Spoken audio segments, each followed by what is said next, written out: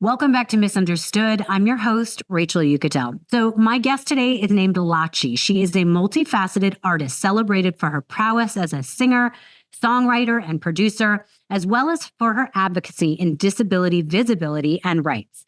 Born with a visual impairment, LACHI has used her platform to challenge and redefine the narrative surrounding disability in the music industry.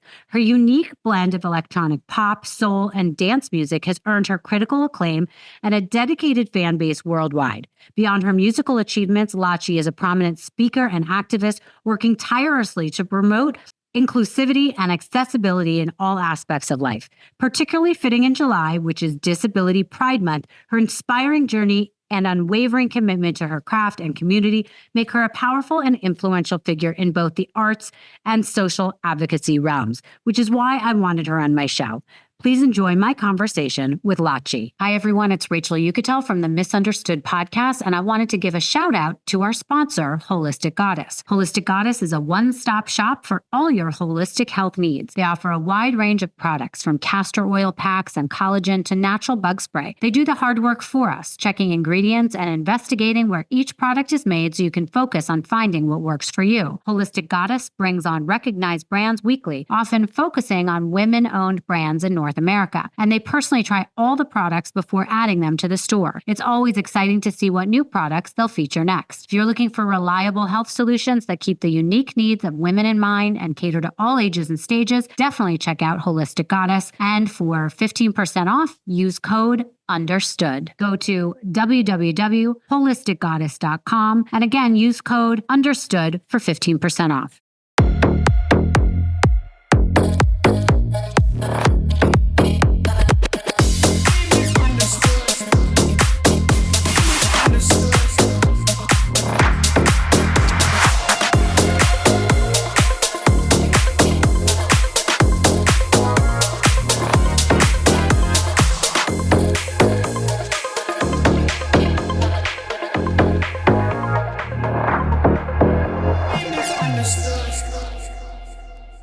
LACHI, thank you so much for joining me today. It's such an honor to have you here. I'm so thrilled to see you jamming out to my intro music. I was like, oh, she got it going on up in here.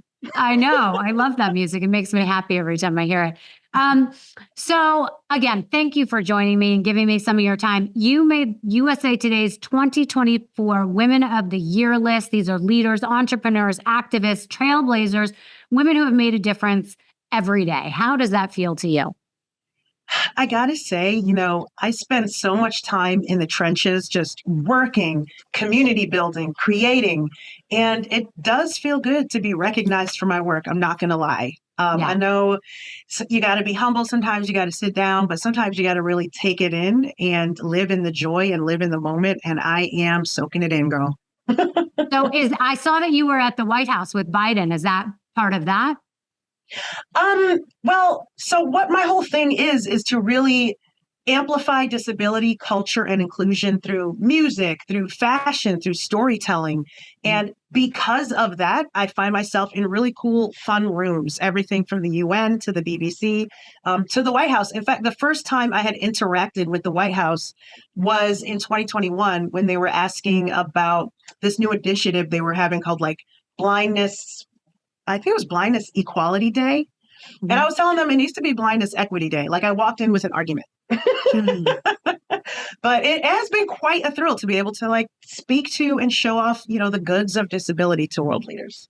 Okay, so people that don't know you, can we go back a little and can we start from the beginning? Absolutely. Let's talk about where you were born. Where were you born?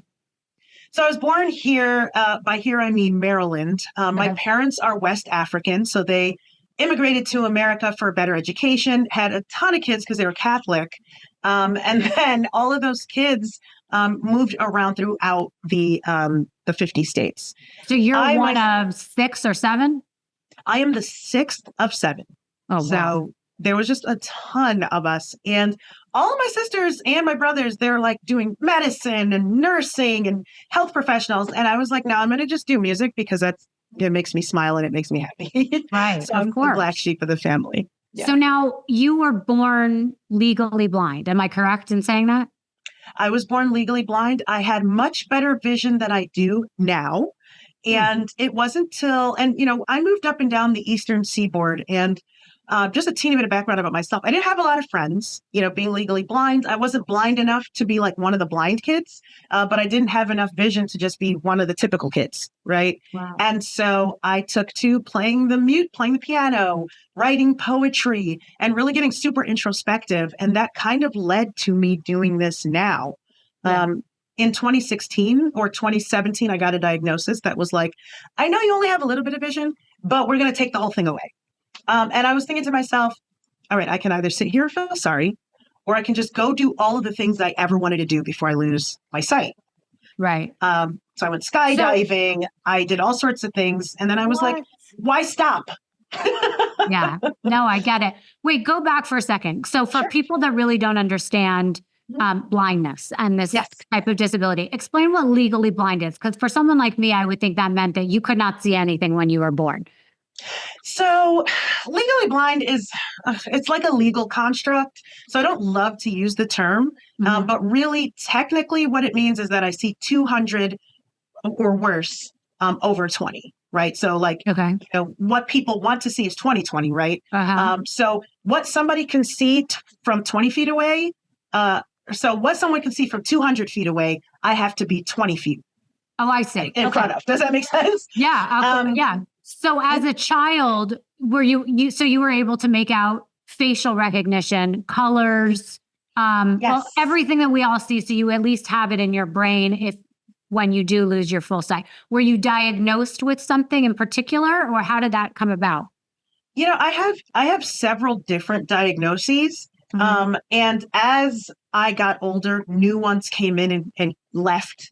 So I tend not to focus on the diagnoses, or else I'll just be here talking Latin for 10 minutes. Okay, no problem.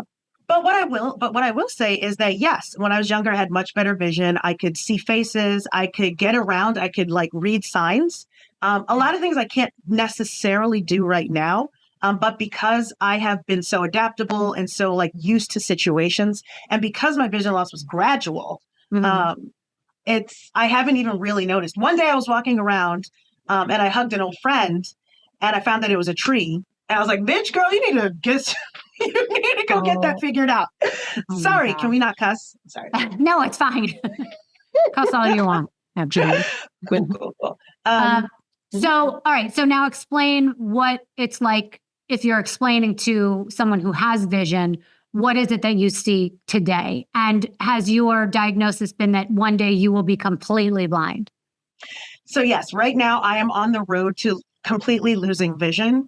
Okay. I've got to get super duper close to see things like words, but generally I now have to use different tools, everything from screen readers to Zoom magnifiers. I listen to audiobooks now because I'm an avid reader. A lot of TV shows now have a thing called audio description, so it's kind of like there's captioning, but there's also audio description, which is a voice that kind of explains what's happening visually on the screen. Right. So that has been super duper helpful.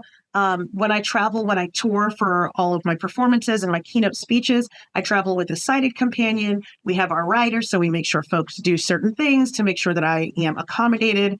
But again, I'm a small show, right? It's just me and then a couple of folks from my team. So there's not much folks have to do to be able to accommodate me, but still we make sure and we ensure that there's bright lighting, that there is someone on hand to let us know what to do and greet us, and that my sighted companion is seen as part of my accessibility. Okay. So what would you describe are your tools or techniques in terms of finding the most helpful way in maintaining your independence so that you're not depending on someone else? Yeah. Well, one of the big things as a recording artist, I have done work with the Black Eyed Peas. I've done work with Alicia Keys through She Is the Music. I mean, these are folks you can't not do good work with, right? Yeah, so right. I had to make sure that I had a studio that was super duper accessible to me. So I created my own home studio that is super duper accessible. Obviously, I know where my own bathroom is and my own door and stuff like that. But also I set it up with a ton of keyboard shortcuts. So I can run through an entire session, a very highly technical session, without ever having to use the mouse, right? Wow. So I have to navigate the screen, etc. and it's in conjunction with different screen readers, et cetera, et cetera.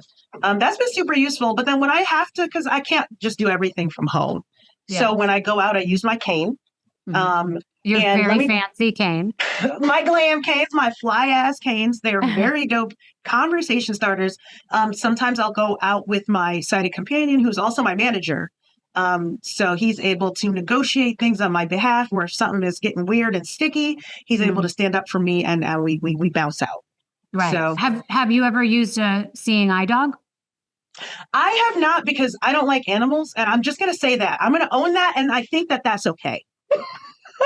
Why? Did something happen when you were younger with an animal?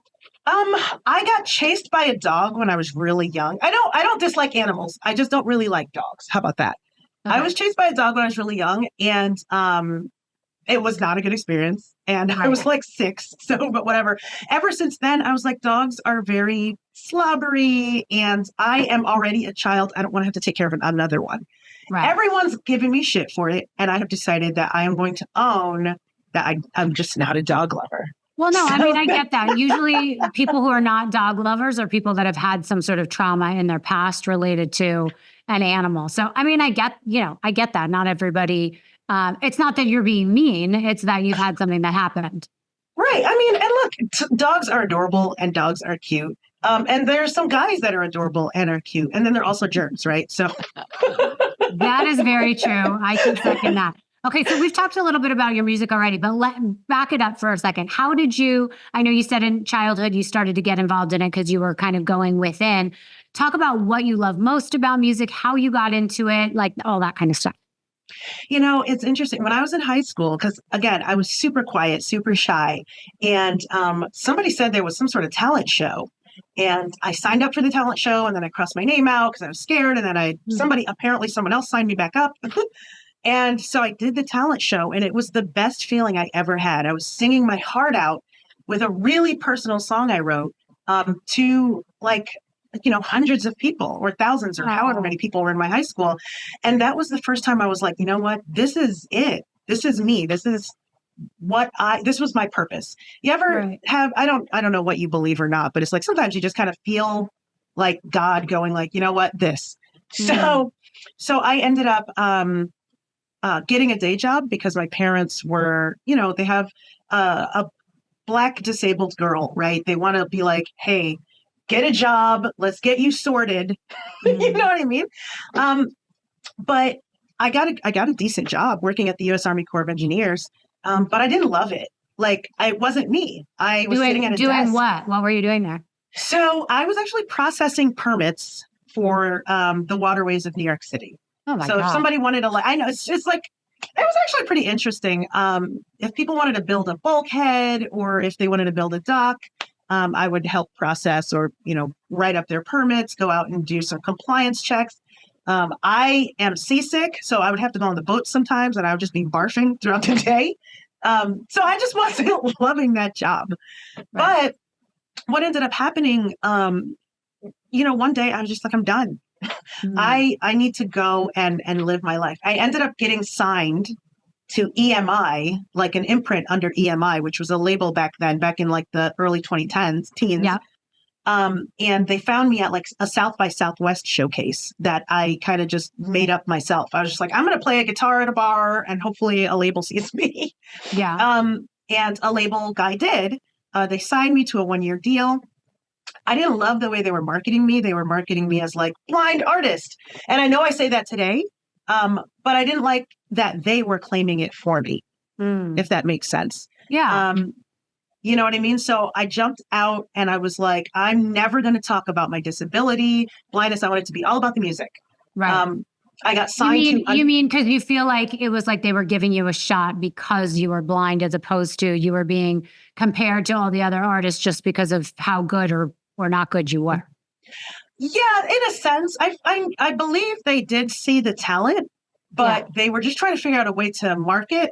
And they went dipped a little into the exploitation route. So I ended up getting signed to another agency and I become a songwriter. So more in the background. I end up writing a ton of songs. We get some songs charted in the dance music space. I end up working with some bigger names. And then all of a sudden I have this confidence, like I'm being sought after, I have money, you know what I mean? And that ends up giving me the boost to say, you know what? I don't want any part of myself that I'm ashamed of. Like, I'm proud to be a woman. I'm proud to be a New Yorker. I'm proud of my heritage. And I'm proud of my different disabilities, which includes being blind. And I'm also ADD. I also have OCD. And I don't see any of those as setbacks. In fact, my ADD brings me all of the random ass ideas I have. And then my OCD makes me carry them out. Yeah. So I was like, let me stand in front of these. And that was the beginning of sort of this disability culture advocacy that has since really blown up my career and eventually got me that title, USA Today of the Year. So wait a minute. Let's back up for 1 second, because you kind of go through this music thing of, oh, I'm working with all these big artists very flippantly, because that seems very hard. I just want to talk for 1 second about, first of all, did you teach yourself to play guitar, and what other instruments do you play? So I play the piano. My little keyboard should be behind me right now. I play the guitar when my nails aren't done. And I sing, I songwrite, and I record. So I also produce as well. Wow. Okay. So you do all these things, but how did you get yourself in front of the right people to get signed, to get to play with Alicia Keys or whoever, because, or write songs? Because that is extremely hard for anyone. Yeah, I think it's a combination of a few things. I think number one, it is being 100% prepared, right? So if anything were to happen, I want to know how to sing really good, know how to play really good, and just be ready, right? So that's number one. I think number two is to show up. So I went to South by. So I always show up. I'm just there. I'm where everybody is all the time as much as I can be. It's a little more difficult as a blind person, but I still show up, and showing up with the cane, everyone sees me there. I think thirdly, fortune favors the bold and authentic. I am ready to take that leap and that jump when it's there and shows itself. So let's say, for instance, you walk up to somebody with some big cojones and go like, hey, yo, buddy, it's me. You ready? And they go, you know what? Sure. Show me what you got.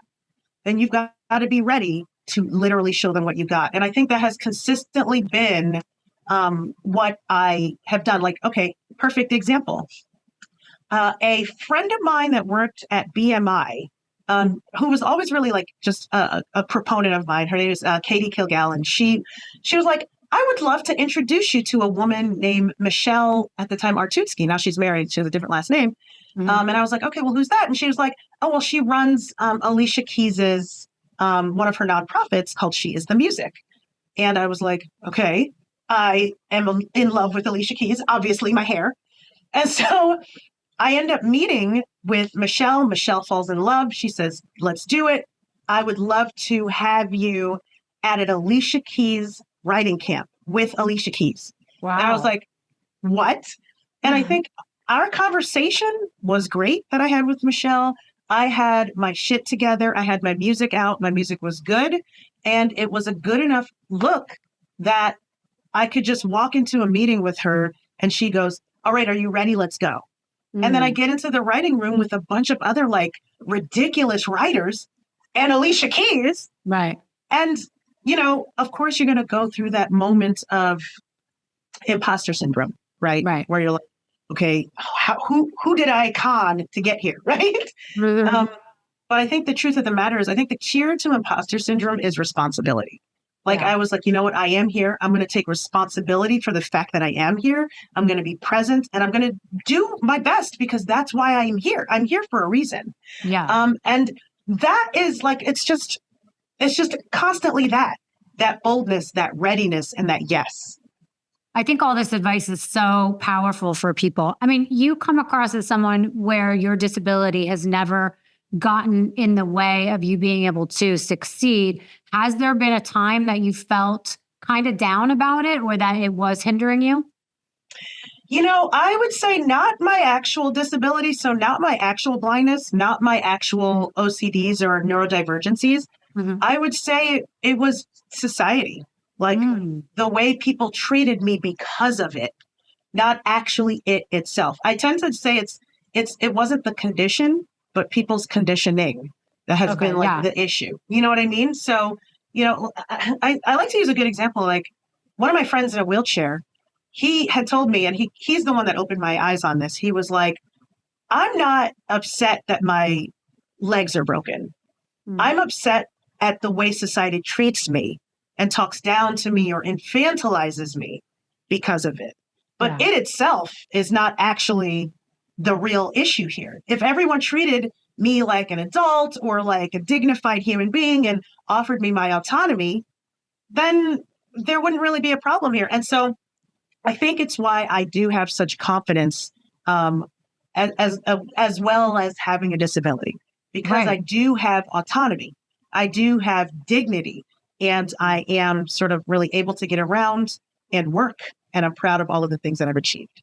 Well, I love that you brought that up before. What do you think are the common misconceptions or stereotypes about, blindness in particular, that you would like to dispel for people listening to this?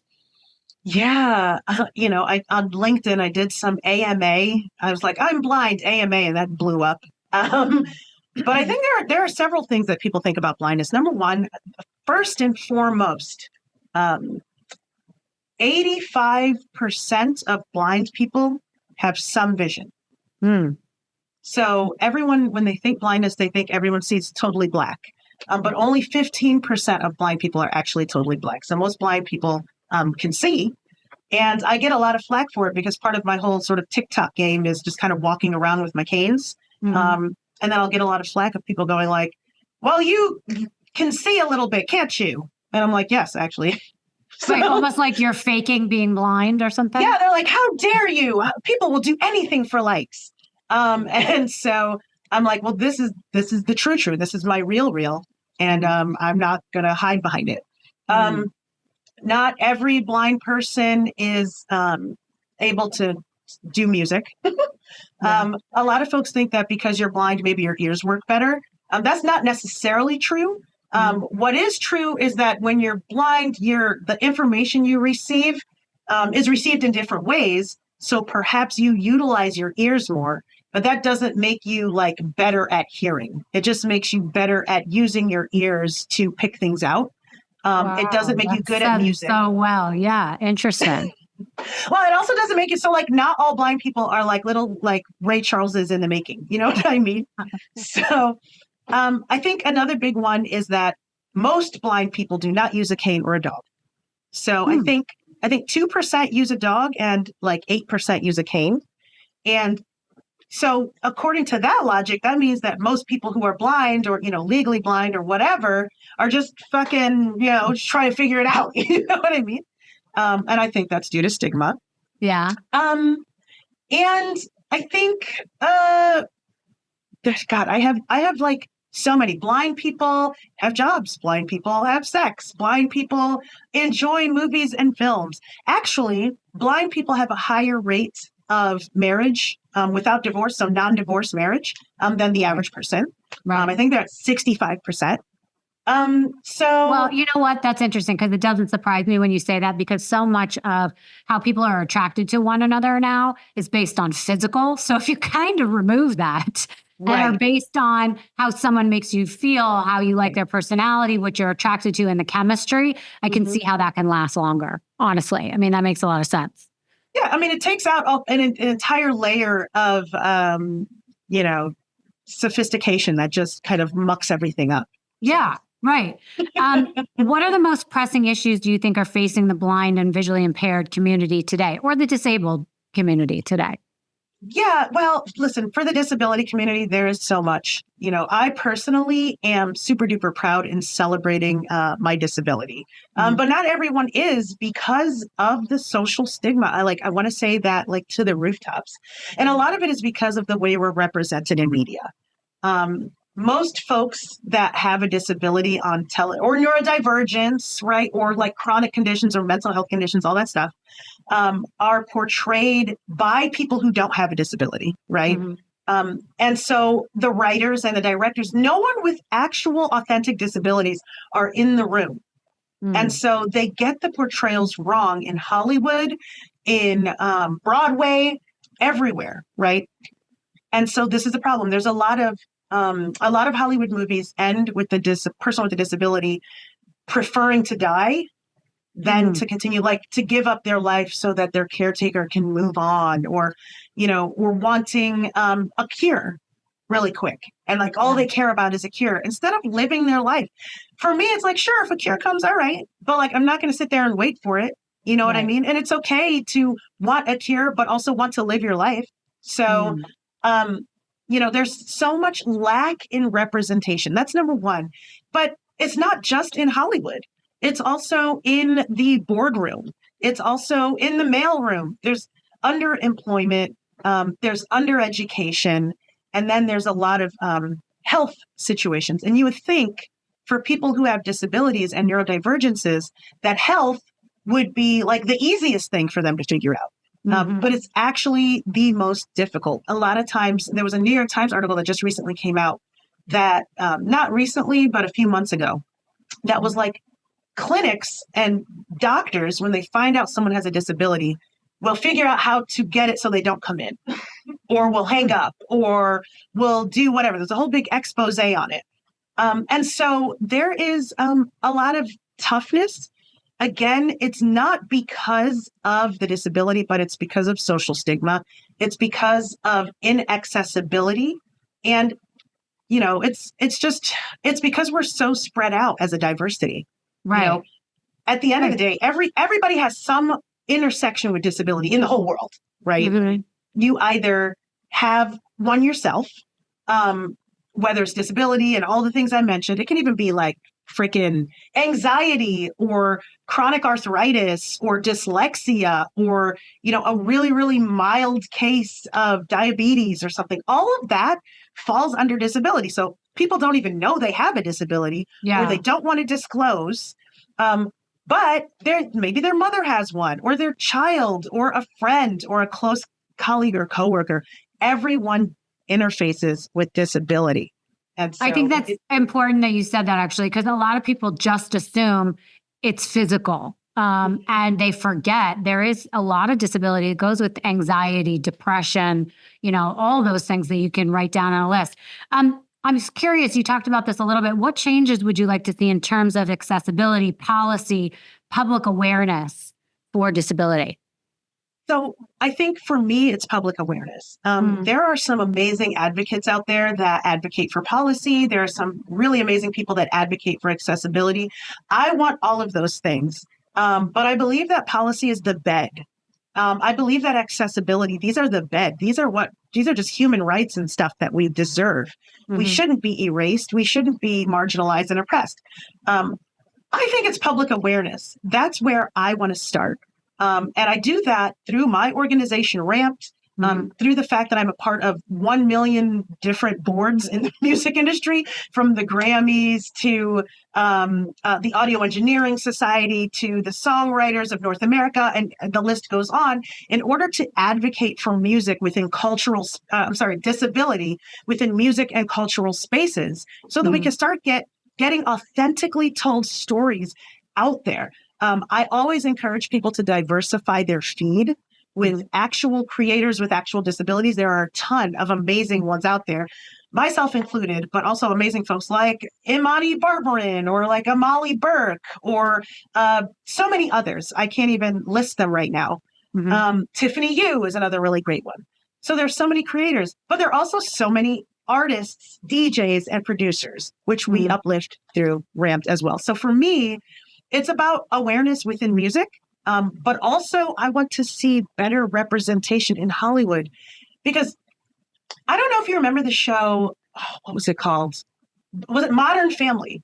Okay. And it was like about these two guys, like a gay couple that was raising a family. Yeah, and of course I know it. It caused like a little bit of ruffles, but like at the end of the day, everyone was just like, oh, it's just two guys with two shitty daughters like I have, right? And so it made people start to like normalize a gay-led family. And so I want to start seeing sort of a normalization of folks with disabilities living their lives, going out, having romances, working, and going through their everyday life, maybe doing amazing things, but also doing mundane things.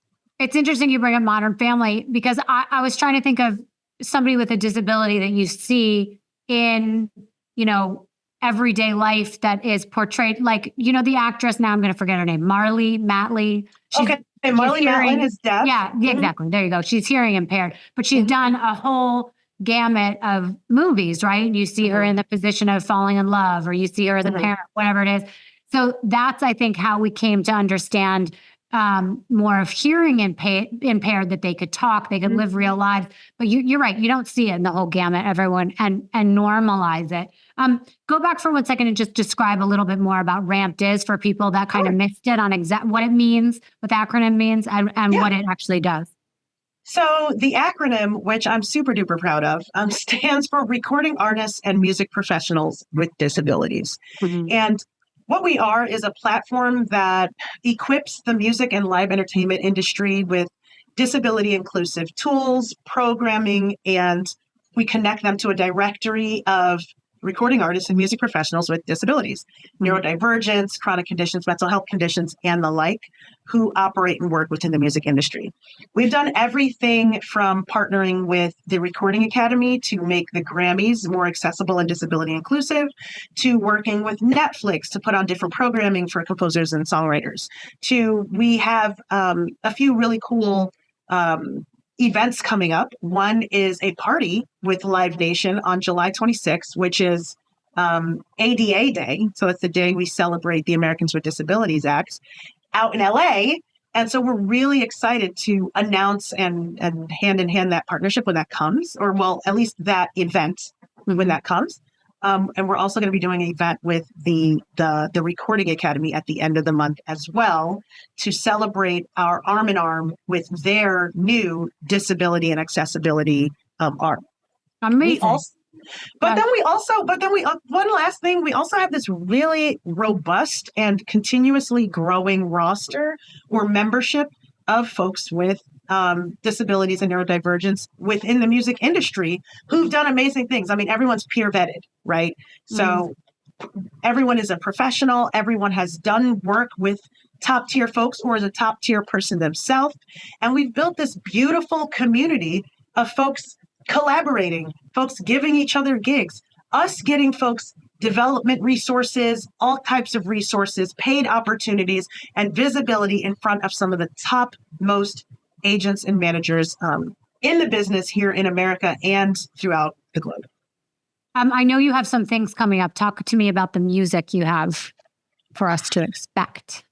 So I have a bunch of stuff coming up. Yeah. So, number one, I'm back in the studio working on an album called Mad Different. It's a celebration of all of the deepest parts of ourselves that we're afraid to celebrate, or at least that society wants us to hide. And it's an unapologetic celebration of that. It is a collaboration between a bunch of really amazing artists, which I cannot reveal just yet because we're waiting for inks to dry. But we're really excited about the collaborations on that project. I am also working on a book called I Identify as Blind through Penguin Random House. And it really discusses this idea that disability can be part of our identity and that there are notions of disability and neurodivergent identity all around and throughout American history that are under-celebrated. And so that's what that book celebrates. I love that. When is that going to be out? That book, oh God. So I want it to be out fall of 2025. Okay. Assuming we get all of our ducks together, it should be out October 2025.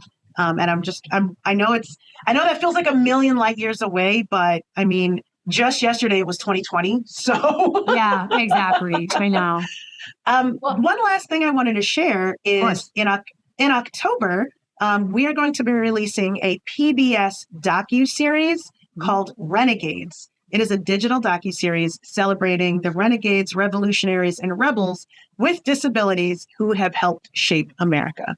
And the beauty about this entire project is it's a 6-episode project where each episode was put together by a different team of people with disabilities behind the camera, whether it was the director, whether it was the producer. And so that puts me as the host of the show in front of the camera, folks with disabilities behind the camera, and then the subject matter is uplifting disability culture. So it's such a beautiful celebration of disability front, back, and center. And so we're really excited that we were able to partner with PBS and really the good folks behind the scenes there to make it happen. You are such a powerful woman, and I'm really impressed by you. There are so many people that, I don't want to call it a disability, but are stuck in their own head, really, in their own lives. And it could be a disability. It could be a thing that happened. And you're an example of just show up. Don't let things get you down. Every day is a new day. Figure out how to maneuver around it and keep going. And find your purpose. And I love that because it speaks to anyone. And quite frankly, you don't have to have a disability to find that to be a universal lesson. So I love you for that. I think it's terrific. Where could people find you if they want to look up more about you? You can definitely find me at LACHI Music, LACHIMUSIC, whether that's .com, whether that's on Instagram, whether that's YouTube, TikTok, all of the places. However, if you are a recording artist or a music professional with a disability or a neurodivergence, or you want to get more involved in the music space as it pertains to disability, find us over at Ramped. That is ramped.org, RAMPD.org. We are here with open arms and we want to speak with you. I can't wait to watch the docuseries and to read the book. Mwah. Thank you. Thank you.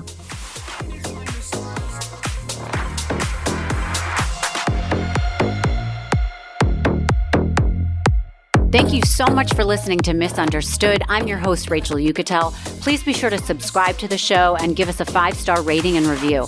You can support the show by joining our Patreon at patreon.com/misunderstood with Rachel Yucatel. Do you have ideas for the show or want to reach out? Email us at info misunderstoodpodcast@gmail.com. That's spelled MISS understood. Thank you so much, and I'll see you next time.